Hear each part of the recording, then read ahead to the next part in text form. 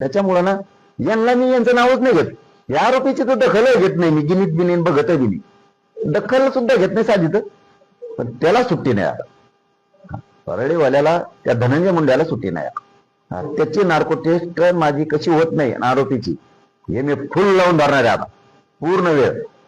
ते कसं होत नाही ते बघतोच आता. कारण त्याची एकदा नार्को टेस्ट झाली, मग आंधळ्याच्या प्रकरणात काय झालं, संतोष देशमुखांच्या प्रकरणात काय होता, कस काय येत नाही, गीतेच्या प्रकरणात कस काय येत नाही, महादेव मुंडेच्या प्रकरणातला विषय, आणि आणखीन कुठं कुठं कोंकड धाराशिवला इकडे तिकडे कारखाने होते, त्याच्यात काय काय झालेला आहे भ्रष्टाचार, कशात काय होतं, नाही सगळं एकदाच येईल त्या नार्को टेस्टमध्ये.